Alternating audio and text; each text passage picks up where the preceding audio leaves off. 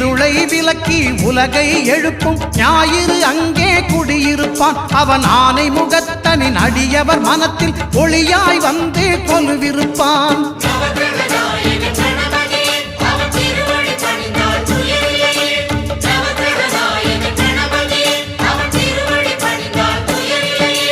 ஒன்பது கோளும் ஒன்றாய் காண அங்கு கற்பகம் என்னும் கடவுளின் மெய்யில்